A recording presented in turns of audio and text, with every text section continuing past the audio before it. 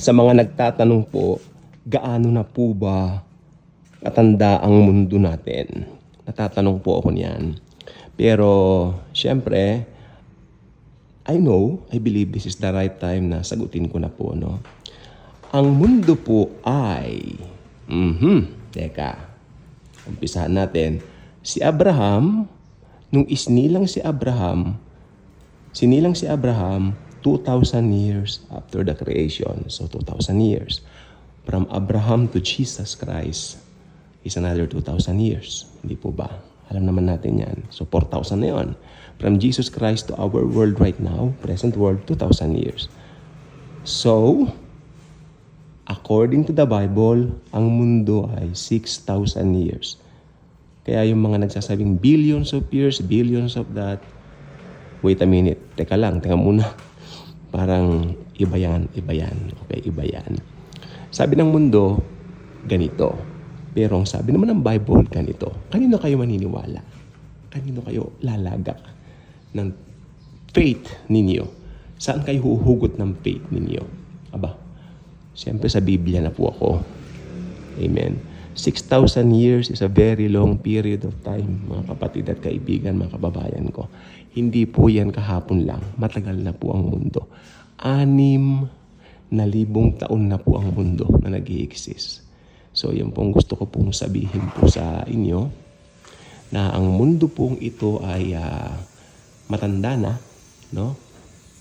Pero, ingat din doon sa mga nagsasabi na ang mundo raw ay mga billions of years, may mga ganito, may mga ganyan.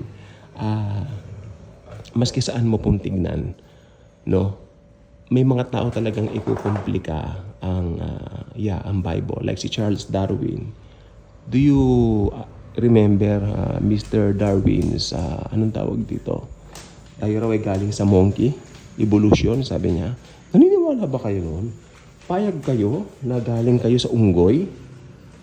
Di ba? Papayag po ba kayo na galing kayo sa monkey? Of course not. Ako ay kawangis ng Panginoong Jesus. Basahin niyo sa Genesis chapter 1 verse 26. Sabi niya, lalangin natin ang tao ayon sa ating wangis. Nag-uusap po ang Holy Trinity. God the Father, God the Son, God the Holy Ghost. No? Yun ang nakalagay sa Bible. At ito po yung mundo natin ngayon, tumataliwas sila sa Bible. Galing-galingan ang mga tao. Hindi sila magaling. Galing-galingan lang. Mas magaling pa rin ang mga Kristiyano. Mas hinahangaan ko pa rin ang mga Kristiyano. Ang nasa Biblia, yan ang katotohanan. So, again, nilangin natin ang mga tao ayon sa ating wangis. Ang nag-uusap dyan ang Trinity, God the Father, God the Son, God the Holy Spirit. Pagbabasahin mo sa 27, Genesis 1:27, at nilalangan nila ang tao ayon sa kanilang wangis. So, walang contradict.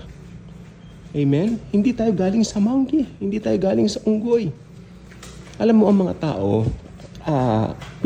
pinanganak po tayong lahat under sin, sa kasalanan. Nandun yung sin nature. Hindi po yan matatanggal hanggang hindi mo kinikilala si Lord Jesus Christ. At again, kasama po sa sin nature ang pride. Pride, no? At kasama po dyan yung galing-galingan. Pride yan eh. Kaya ko lahat yan. Magaling ako, di ba? Walang pwedeng umano sa akin, kumontra sa akin. Gagawin ko ang gusto ko. Ganyan ang tao. Pero ito po gusto ko sabihin sa inyo. Sabi ng 2 Corinthians 5:17, anyone who is in Christ Jesus, he is now a brand new person, a new creation. The old has passed and behold, the new has come. Amen? Kaya kung Kristiyano ka, wala kang ibang pagtitinginan o pagtitignan ng mga katotohanan maliban sa Bible. At ang sabi ng Bible, 6,000 years ang mundo, pagbibilangin natin, yun ang paniwalaan natin sapagkat yan ang nasa Biblia. At lahat po ng nasa Biblia, nagkatotoo na. At marami pang magkakatotoo. Or should I say, meron pang ilan na magkakatotoo. Yun nga po, anytime now, rapture na. Mapanghahawakan natin ang salita ng Panginoong Hesus, mga kaibigan. Kung may dapat tayong pagkatiwalaan, ang Panginoong Hesukristo lamang. Sapagkat sa Kanya nakatitiyak tayo na tayo ay laging ligtas at mga pinagpala. God bless.